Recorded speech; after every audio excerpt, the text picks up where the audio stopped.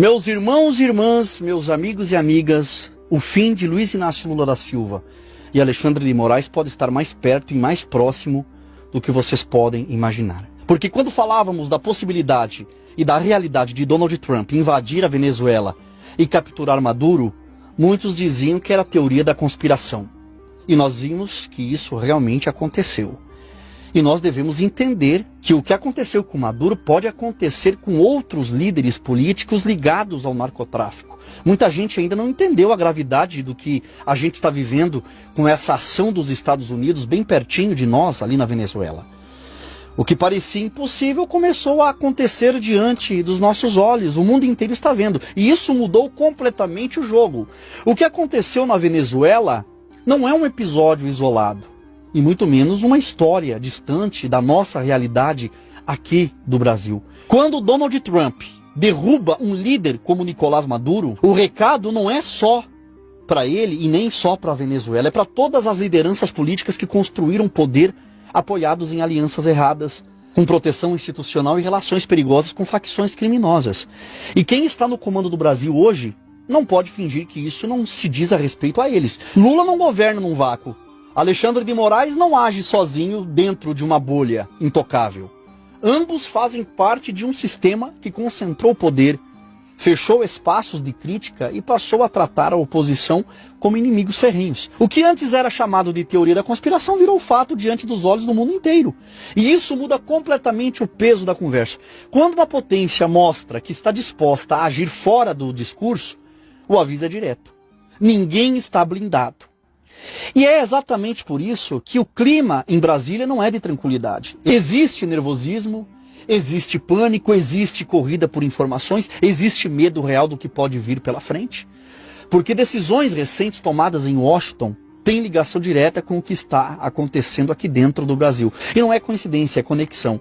Lula e Moraes aparecem nesse cenário todo porque representam os pilares de um modelo de poder que se sustenta no controle, na censura velada e na força institucional. E pelo que muitos dizem, Lula e Moraes estão alicerçados em alianças com facções. Quando esse tipo de estrutura começa a ser questionado de fora para dentro, o castelo treme. Do ponto de vista cristão, tudo isso que Lula e Moraes estão fazendo vai ter consequência igual da Venezuela. A autoridade que se afasta da justiça acaba exposta, cedo ou tarde. E o que nós estamos vendo agora é o início dessa exposição. Goste quem gostar, doa a quem doer. O Alexandre de Moraes virou um nome que impõe medo real em qualquer um. Não é força de expressão. E o que se escuta nos bastidores do crime é que o Xandão tem apelidos pesados que circulam em meio aos criminosos e facções, o chamando de mãe das facções. Algo que por si só já deveria acender todos os alertas. Lula, Flávio Dino e outras figuras centrais do PT e do governo aparecem repetidamente em denúncias, investigações jornalísticas, relatos e conexões que apontam proximidades deles com ambientes dominados pelo tráfico. Recorrentemente eles são associados a esquemas ilegais e interesses que não têm nada a ver com o bem do povo. Isso não é opinião isolada, é um conjunto de fatos, registros e decisões e relações que, quando a gente senta e analisa com calma, formam um quadro assustador. O Brasil hoje vive a sensação de estar nas mãos de gente que usa o poder para se blindar, calar críticas e proteger um sistema que funciona nas sombras. Isso não começou ontem. Vem se desenrolando, vem se desenhando desde 2022, passo a passo. E quando você começa a ligar os pontos, o choque só aumenta.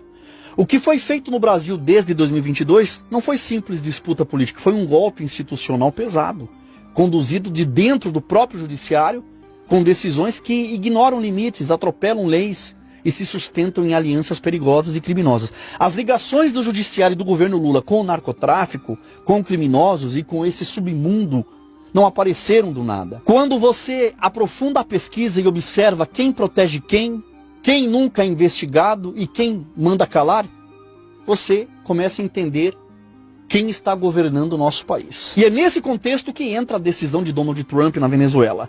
Não foi só gogó, foi ação, foi ordem militar. E isso muda tudo.